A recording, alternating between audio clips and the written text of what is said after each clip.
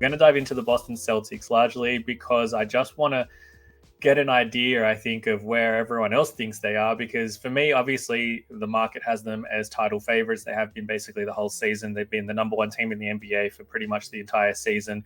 I don't see a world where they go into the playoffs not the favorite in the marketplace. And that's probably the only reason I haven't rushed to bet them to win a championship just yet, is because I don't think you're going to lose value between now and then. And the key thing with futures is you want to lock it in early if you think you're going to secure long-term value. I don't think that's going to be the case. And obviously, I would rather negate any potential injury risks that might alter where they sit right now. And better present myself the opportunity come the start of the playoffs, knowing that they are fully healthy and that I'm buying on a team that is prepared for the playoffs. So that, firstly, is the only reason I haven't bet them yet. But specifically starting with the East, Chris, I looked through all those contenders that you mentioned, right? And I think the one advantage that Boston has that the other teams around them don't have is their depth allows them to potentially roll out different lineups depending on what matchup they have in a 7-game series. And I think having gone through every single team around them, they match up in a way that exploits the weaknesses of the other team better than anyone can do to them in return. And I think that's probably why I am extremely bullish on Boston's chances of at least getting out of the East once again and getting back to the NBA Finals. So for me, it's simply a case of I can't find a team in the East over 7 games that can best exploit them, going through, like you said, all those top teams. And now we can obviously disregard Brooklyn, but looking at Philadelphia, I think that they're the one team that knows how to really pressure Joel Embiid on the inside. They have guys like Al Horford and Rob Williams, but they do a tremendous job of understanding when to double team. We've seen year in, year out where when the double teams come in the playoffs, Embiid can be sloppy. He makes the wrong decisions. He can get trapped. He forces shots up. Now, obviously, we're all kind of hoping, or Philadelphia fans are all kind of hoping, that James Harden finally presents his best foot forward come playoff time. And if that's the case, potentially that changes things. But, you look at the Bucks, what's their one weakness is, they are susceptible to shooting. We saw that in this exact series last year. We know that the Celtics shoot the ball as well as anyone in the NBA. So that's going to be an issue for them again, come playoff time this year. Brooklyn, let's say hypothetically, they kept everyone together, but their issue is size on the inside and the fact that they just can't beat Boston for whatever reason. And Boston has tremendous size now that Rob Williams is back, Al Horford's there, and obviously Jason Tatum playing at the 4 as well. The one team with immense size, obviously, is the Cleveland Cavaliers on the inside. And then the flip side is they just don't have the wings to deal with Jason Tatum and Jaylen Brown over 7 games. You can't expect guys like Donovan Mitchell to be bodying up with Jaylen Brown.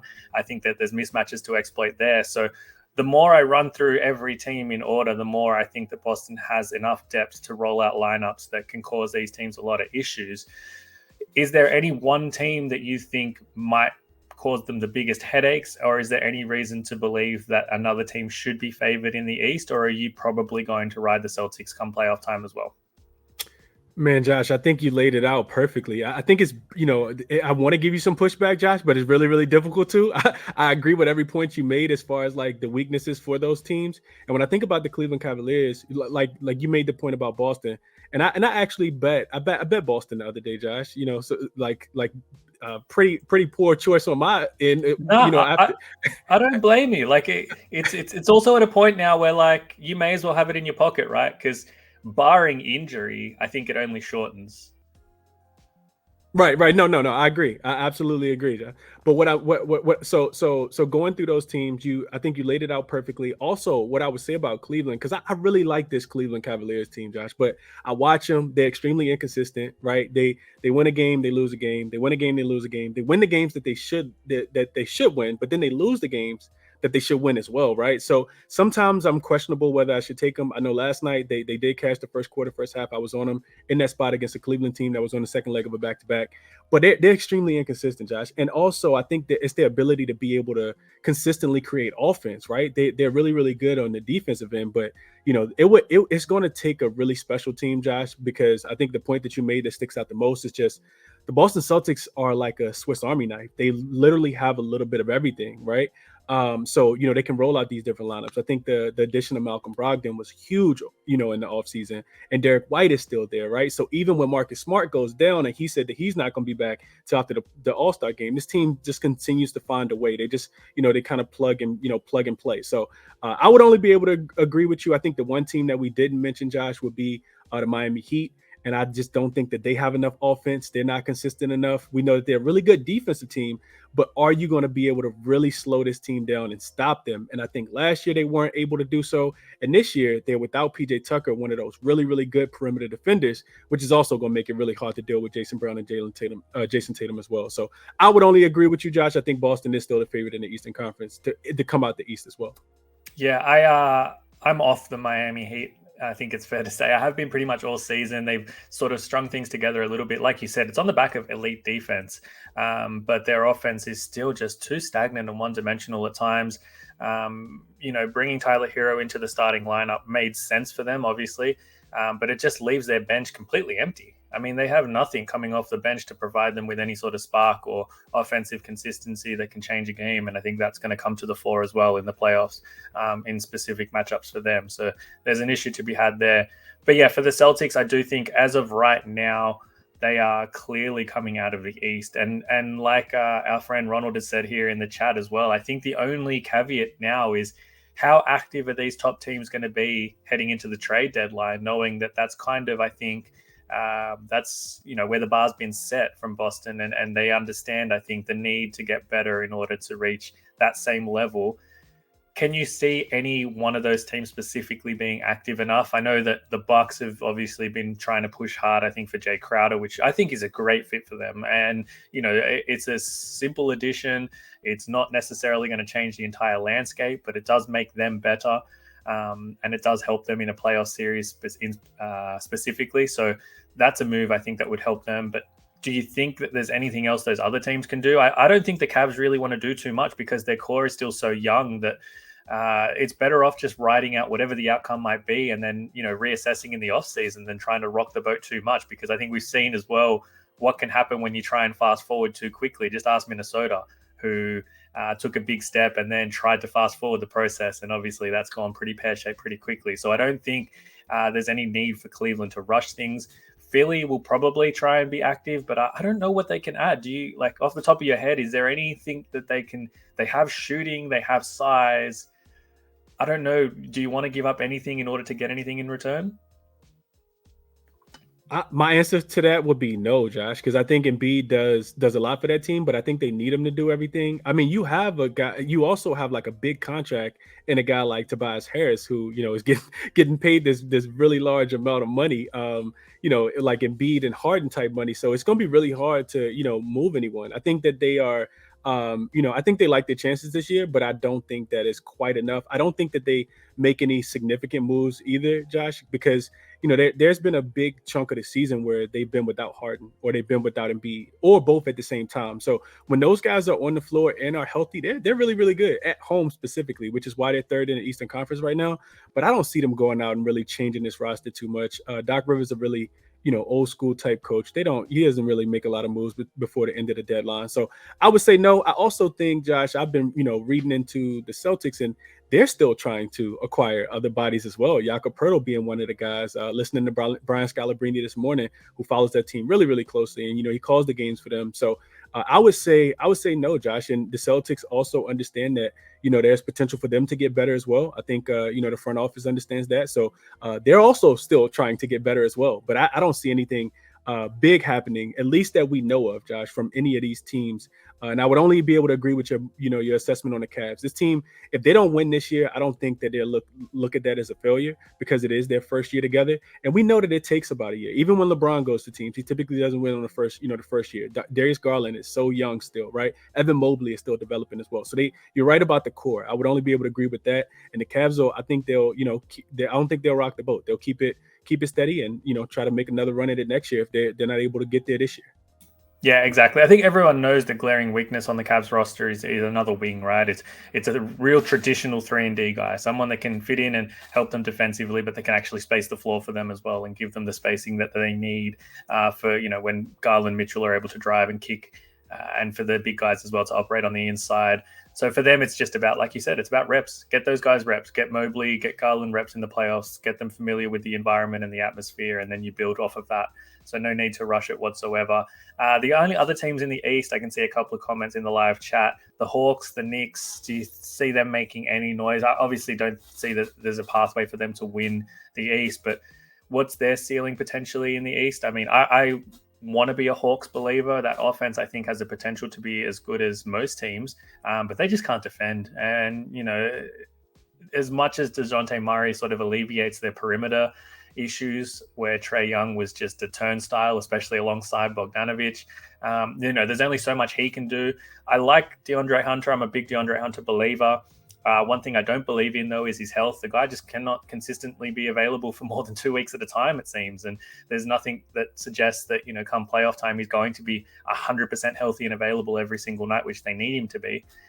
John Collins is probably an above-average defender that doesn't get a lot of love, but he could be on the trade block. He's been on the trade block seemingly for 2 years now, but it might finally be the time where the trade gets done and dusted. And I think they've come to accept that maybe they're not going to get the return for him that they wanted, but they can still get a lot in terms of retooling and repiecing this roster in a way that probably better utilizes what they already have. And that in itself should be a win. I'm not a Knicks believer in the slightest for one big reason. Tom Thibodeau is not a good coach, guys. Like, this is what he does. He comes into a team, he makes them better immediately, and then he hits this ceiling, and he cannot take them beyond that level of play. And that's where we're at with the Knicks. This is as good as it gets until you get off of Tom Thibodeau. Obviously, the roster still has its issues, and they can still get better in their own right. I think they need to get better and potentially just try and part ways with Julius Randle, because I don't think that's going to work long term. I think you have your long term star in Brunson, and you've got a piece around him now to really get the best out of the rest of that roster. But those two teams, for me, I don't see them getting past the first round, almost regardless of who their matchup is. Do you think that there is a sleeper potentially in the East where maybe one of these big teams could be out in the first round, or do you think it's just going to be straightforward for those top four that you spoke about? Man, that's the interesting part, Josh. We typically don't see too many first round upsets, but Yeah. I think so. I definitely agree with you on the Hawks. I think that the Hawks are injury prone, right? Even if I know you didn't mention them, but Clint Capella as well. And we also don't know, like, this is one of the teams that we really don't know about. We don't know what they're going to look like after the trade deadline, because you mentioned, it feels like Collins has been on the trade deadline since he got in the NBA now. But even a guy like Trae Young, and all the turmoil that's going on, right? Like, he could randomly pop up before the end of the show, and somebody could just put it in the chat that he's been traded, right? Like, there's so many possibilities with this Atlanta Hawks team. 1 minute they're hot, 1 minute they're cold, and I would agree. I just don't trust their defense. You see it even in the game tonight against the Utah Jazz. You see a total of 242 points, and the books are telling you that they don't expect this team to play any defense. They're giving up 116 on the season. They have a day of rest. Like, why? Like, if you're really a championship aspiring team, you cannot be expected to give up 120 points in a road game against the Utah Jazz. So I would only be able to agree with you there, Josh. I do think that the Knicks are like sneaky good. I don't know if they're good enough to actually upset one of these teams. Maybe if Kyrie's gone and they don't get anything back in exchange for him, maybe it's the Brooklyn Nets. Because one thing I really do like about them, Josh, especially recently since the calendar year's flipped for the Knicks, is that they're really hanging their hats on the defensive end, which is, a Tom Thibodeau type thing, right? And I didn't think that Jalen Brunson would have this much of an impact, Josh. If I'm being honest, Jalen Brunson has really exceeded my expectations. Exceedingly exceeded my expectations. So I do like him. I think that they have to get a guy like Fournier out of the rotation, because he just stands around and shoots 3-pointers and is a defensive liability. But I like their young pieces, Josh. I really do. I like Emmanuel Quickly a lot, right? I like Brent Grimes a lot. This team is really proven something, even without Mitchell Robinson, which I thought that they would take a tremendous step back without having that guy down there that rebounds the ball. So because of their ability to be able to offensive rebound the ball with Mitchell Robinson in there, Julius Randle just got named to the All-Star team. Jalen Brunson was definitely snubbed. He should have been on there as well. His leadership, his ability to be able to make I compared them, Josh, a lot to the Dallas Cowboys, because they're an accident waiting to happen. But with Brunson being there, right, that he can kind of alleviate some of that, especially late in the games, right? His decision making. He's a player's. His dad was a coach, right? So he's gonna make really good choices and really good decisions. So I do like Brunson being there. I just don't know if they have enough Josh. Like I think they could be missing a piece or two as well. Yeah. So yeah, that's what I would say. A little bit I do- higher on the Knicks, but not good enough to get out the first round. One thing I do agree with, I like some of those young pieces, like you said, Grimes, quickly. I think they're really, really great rotation pieces to have, especially young guys. But the problem with them come late in games. We see it all regular season, and it's going to be the issue in the playoffs. That offense in the final 2 minutes of a close game goes completely stagnant. And again, this is a Thibodeau issue. This has been a Tom Thibodeau issue for a long time. His offenses are not good. They do not run plays down the stretch. They go completely ISO. You do that in the playoffs, you're just not going to score buckets. These teams are too elite around you. And that is why I just do not. I think there is such a hard ceiling on this team so long as he's the man calling the shots on the sideline. So they've just run their course with him. I think he did a great job in sort of helping them steady the ship and solidify them back to being a playoff contending team, and at least in the picture. But it's time to move on if they really want to make strides and build this roster out in a way that's meaningful and competitive. So yeah, I think that for me, I'm not a believer right now, but I think there's pieces there that they can make moves in the right direction going forward, so long as they make the right changes on the sideline. But whether that happens or not, let's just wait and see. But anyway, back to the topic. I mean, the scouting report was on the Boston Celtics. You can go back, listen for those of you that just joined in now, and why I think that they are still the team that is going to come out the East, and I'm very confident on that.